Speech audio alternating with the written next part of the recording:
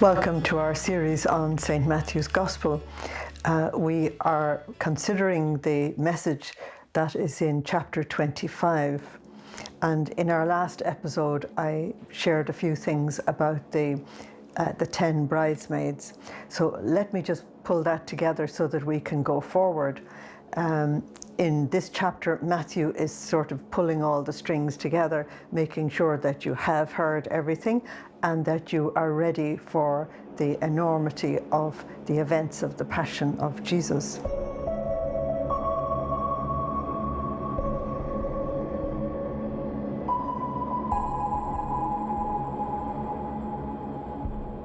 So first of all, the number 10 represents fullness.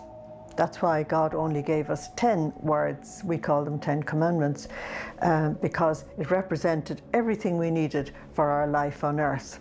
So the 10 bridesmaids, therefore, represent the fullness of all the people who will have been and ever will be as members of His church. It represents the entire church. And the Lord has told us in the chapters preceding this one that we have to be awake and vigilant. I mean, He actually told us in chapter 24, verse 42, so stay awake, because you do not know the day that your master is coming. You may be quite sure that if you knew when a thief would break into your house, that you would be ready. And so the story of the 10 bridesmaids waiting for the bridegroom to come is a picture of the church between the first parousia, or return of Jesus, and the final parousia of Jesus, which is the final glorious coming. So it's chapter 25 is dealing with that period of time. We're not dealing with the time of Moses. We're not dealing with the people of Israel. We're now dealing with the members of the kingdom of God following the covenant of Jesus. And one of the things that's made perfectly clear is they all got tired. They all slept.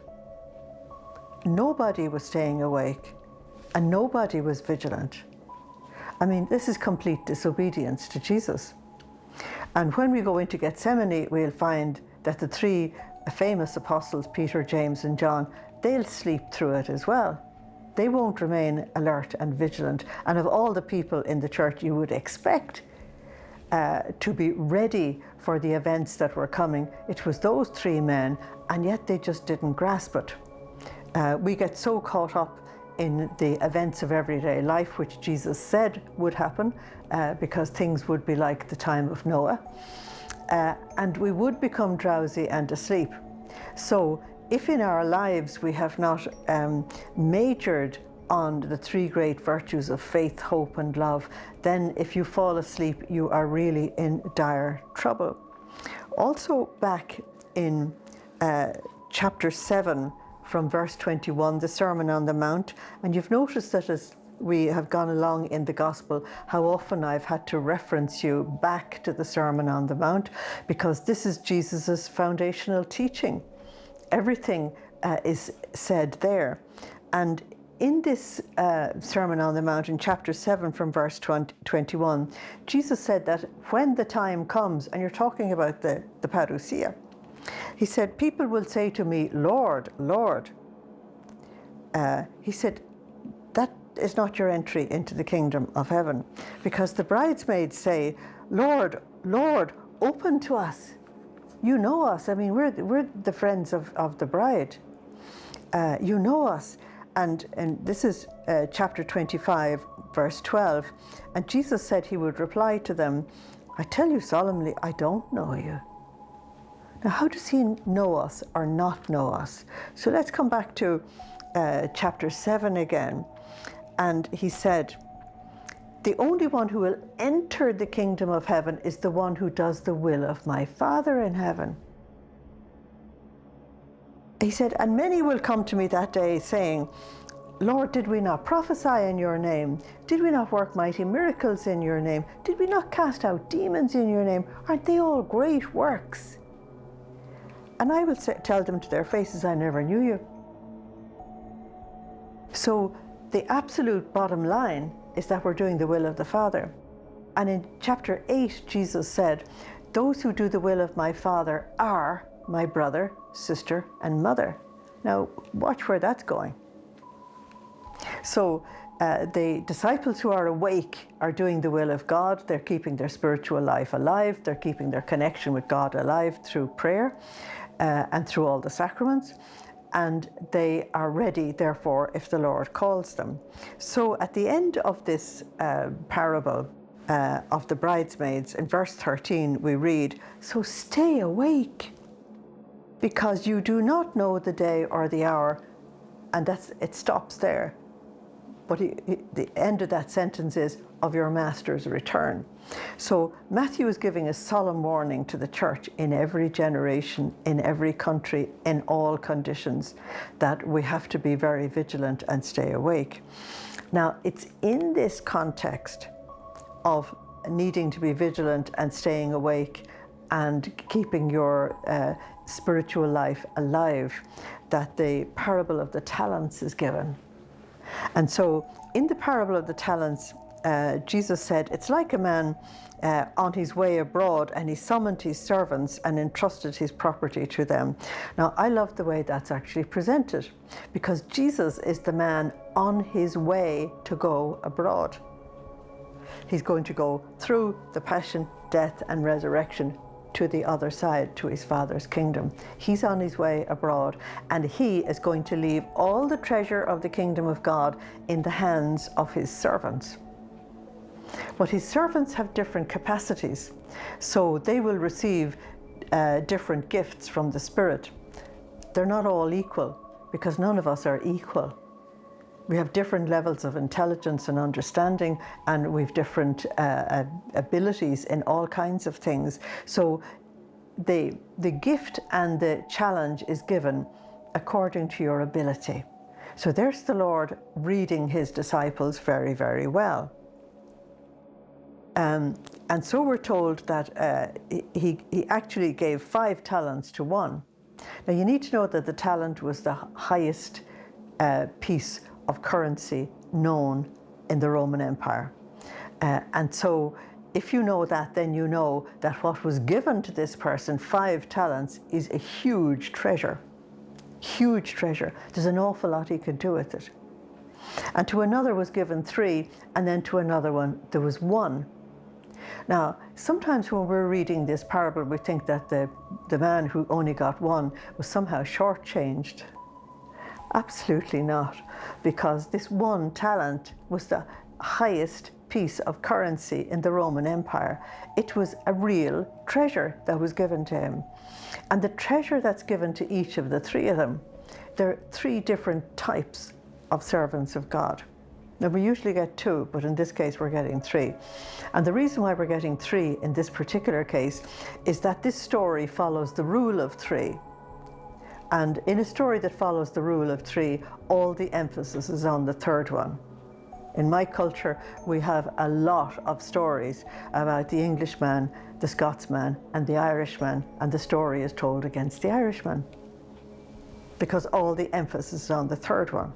Sometimes we try to reverse the story, but it doesn't work that way. Usually the stories have the Irishman as the last one, and therefore all the emphasis is on him.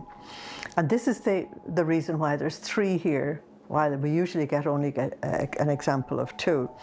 Then the master goes away, and he totally trusts his servants to take care of his property. Now, what you're looking at here is a preview of the church when Jesus leaves us in the ascension. And he leaves all the treasure that he has won in his passion, death, and resurrection, and as well as his entire life, he leaves it all to the leaders of the church particularly. And they're gifted in different ways. I mean, the job that was given to Peter wasn't given to John.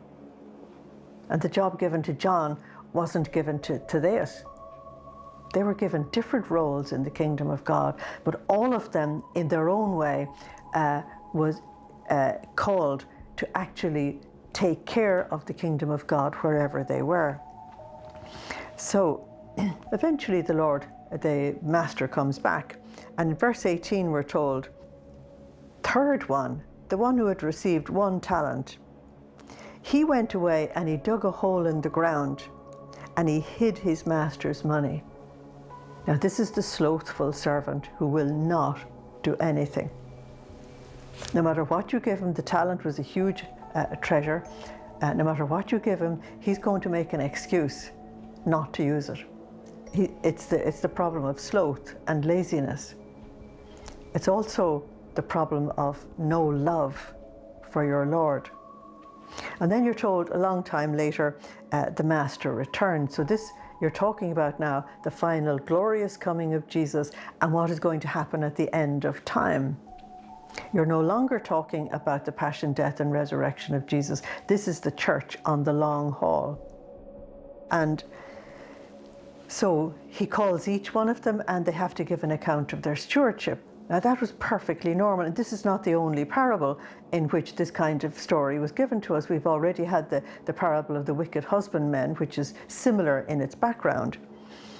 And so when they came to give an account of their stewardship, the first one was able to say, I've actually done quite well. I've been able to double the amount of treasure.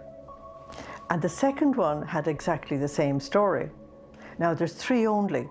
So 2/3 producing good results is an awful lot better than Matthew usually gives us. Matthew usually puts the number much, much lower than that. Because when we were dealing with the parable of the sower, it was only 25% that actually produced the goods. When you look at Matthew saying, 2 men in the fields, 1 taken and 1 left, that's 50%. So 2/3 is pretty good. But these two are just pushed aside in order to learn the lesson of the third one, which is the reason why the parable is given. But first of all, let's hear what Jesus said to the 2 faithful ones. His master said to him, "Well done, good and faithful servant. You have shown that you can be faithful in small things." That's very interesting. What are these small things? And I will entrust you with greater. Come and enjoy your master's happiness. So what the Lord is saying is that to him who has, more will be given. If you've proven by your actions and by your response to God that you can be entrusted with some job that the Lord gives to you, that you will do it faithfully and you'll carry it out faithfully, then the Lord will give you a greater and greater and greater ability to do that. Any of us who have tried to persevere in the challenge the Lord has given to us has actually found that, because spiritually things are very different to material things. If you take the parameters between my 2 hands for a moment, supposing that was the level of faith and love that was given to me in baptism, then that's the treasure I've been given. Now, if I use them, both faith and love will grow. So once it grows, I have a much greater treasure with which to face life and to do the things that the Lord wants me to do. Therefore, I can produce a greater result. And that will make faith and love grow even more. And so it keeps growing until I have much, much more than I need for myself. But like the man with the 1 talent, if you don't use it, it will diminish. You still don't use it, it will diminish, and you can actually reach the point of losing it altogether. And it's losing the talent is the issue in this particular parable. And so the positive result that is produced by the first 2 is really interesting. And when they're told that they will share in the master's happiness, we have to go to other parts of Matthew and other parts of the scriptures to know what is sharing in the master's happiness. For example, in Revelation 3:21, Jesus said, "I will let you share my throne, my reign." In Matthew 8:11, Jesus had prophesied that many will come from the east and the west, and they will sit down at the banquet of the Lord with Abraham, Isaac, and Jacob. So the reward there is the Messianic banquet. In chapter 22, verses 1 to 14, and on to 25, the reward was to be invited to the wedding, which is the Messianic banquet. Matthew 25:10, the wise virgins were actually brought into the banquet, into the Messianic banquet. So the reward you get is actually that entry deeper and deeper into the reality of what Jesus has offered for us. Now, the Messianic banquet on earth is the Eucharist. The Messianic banquet in heaven is the final reward. And what we do on earth in the Eucharist is the foretaste of what we will receive in heaven.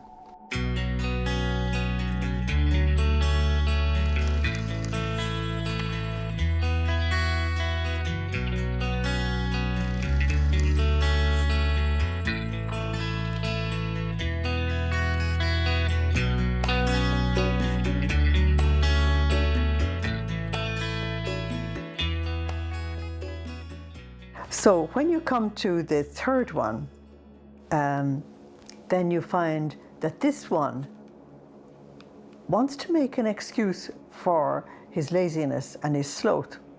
And what he starts doing is accusing the master. Now, it's very interesting that to defend yourself, you deflect your problem onto other people. Now, that's actually very common among human beings, that if people don't want to face a problem that they have, they'll paste it onto somebody else. For example, how frequently you might have heard someone saying, "You make me angry." Nobody can make you angry. You make yourself angry because of your response. Well, we want to paste it onto somebody else and say it's your responsibility that I'm feeling like this, okay? We like to project onto others the problem that we don't face ourselves. So the third one in verse 24 said, "Sir, I heard that you were a hard man, that you reap where you do not sow and you gather where you do not scatter. Therefore I buried your talent. Here it is. Have it back." Now, if you've given a great treasure to somebody, it's a total personal insult to have it thrown back in your face. And so here you have the unworthy servant, the one who will not do anything with the grace or the gifts that has been given to him. And he turns around and tries to say it's God's problem, it's God's fault. It isn't. Okay, because we were made like God in our creation. And he has given us intelligence, free will, grace, and everything we need. There is no excuse. And so the Lord is so humble that he said, okay, you discovered I was a hard man. There's no evidence in the gospel at all that Jesus was a hard man. None whatsoever. There's also no evidence in the gospel that Jesus would reap where he didn't sow. But it's the humility of the master in front of his servant. And he said, your real problem is that you are a lazy, slothful servant. My translation says, you wicked, lazy servant. Now, wicked has been a favorite word that Matthew has been using for a number of chapters, and it means anomia, lawlessness. And it is that I am doing what I want, when I want it, where I want it, why I want it.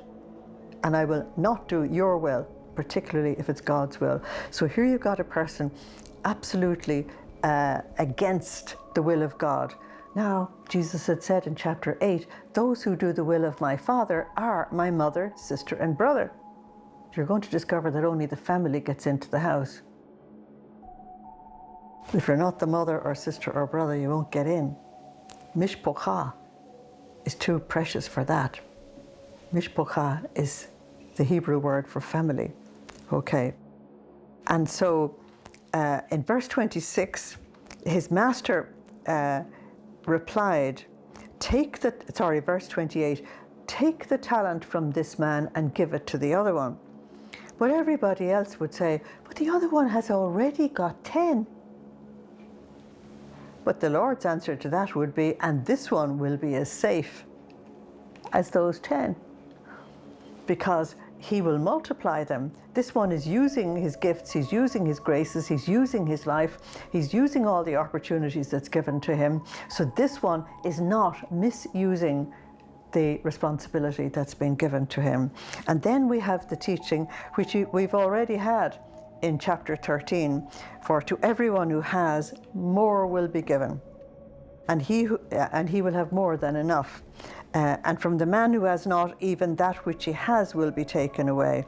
But as for this good-for-nothing servant, we're supposed to produce fruits, the fruits of the Spirit. Go to John 15, you get exactly the same teaching, just using a different image. I am the vine, you are my branches. Don't produce fruit, you'll be lopped off. Produce fruit, you'll be cut back to bear more fruit. It's just a different image, that's all. It's exactly the same teaching. And this good-for-nothing servant, throw him out into the dark, where there will be weeping and grinding of teeth. Now, back in chapter 13, we heard this at the end of so many parables. But those parables were addressed to the Jewish people. And in case Christians sort of felt, well, that's for them, you know, they failed the Lord and they killed him and they did this and they did that and all. And you can feel quite comfortable unless you know enough about the Gospels. Jesus says, the rule is exactly the same for you. God is completely even-handed. When he's dealing with the people of the Old Covenant, he deals with them according to justice, mercy, and love. When he's dealing with the people of the New Covenant, he deals with us according to justice, mercy, and love. Same God. He's the Father of us all. We're all his children, every one of us. And so here's Matthew giving you the very bad news in the parable of the bridesmaids and the parable of the talents, that Christians can lose their souls eternally. They might have come to the conclusion, but it would be foolish, that all the judgment was for the Jewish people. And the answer is no. God is completely even-handed with everybody. And this is something that we all really need to take on board. So since all of this teaching is given to the apostles more than anybody else, Peter and Andrew and James and John and all the others are being told that a shepherd who does not lead his sheep will be very severely dealt with. If you've been given the responsibility to take care of the flock, you must take care of them. Why would I come to that conclusion? We have just come out of chapter 23, where Jesus gave this terrible indictment of the leadership of Israel, who had failed to lead their flocks, and they were looking after themselves. Now, this is a very timely warning for us in the time that we're actually in right now, because some of the leaders may in fact be looking after themselves. If you read Ezekiel 34, which is behind the condemnation of the leadership of Israel in chapter 23 here in Matthew, you'll find that, and I read it for you, the leaders were looking after themselves. They were not looking after the flock. Well, if the leaders today are looking after their own advancement and their own position and their own power and their everything to do with themselves and their own education and their own everything, they're not taking care of the flock. And that's why Pope Francis gave such a timely reminder to all of them that a leader, a shepherd, must have the smell of the sheep on them. In other words, they should be out there among their people doing everything that Jesus did in his day, because Jesus is our model, not anybody else. So we have these two parables giving us a preparation for the final section of Matthew 25. And in the final section of Matthew 25, you are often told it is the parable of the final judgment. It's not a parable, it's a vision of what will happen. I'll share that with you in our next episode. Thank you for listening. Slán agus beannacht dé live. Goodbye. God bless you.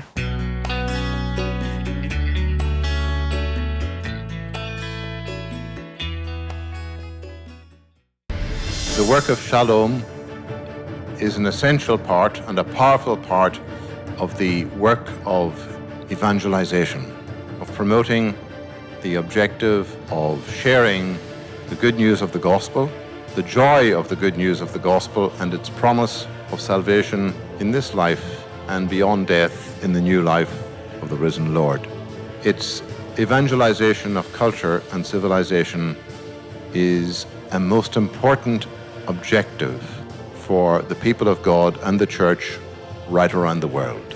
In this 21st century, when the human family is battered by so many forces of change, of uncertainty, forces which seem to threaten and menace hope, the hope of the risen Christ and of the good news of the gospel is something which has to be shared not only between individuals, but with communities of peoples right around the nations of God's earth. May the Lord bestow his blessing on the work of Shalom, on all who are associated with it, and also indeed on all those who through their charity and kindness support its most important work. Shalom World, God's own channel.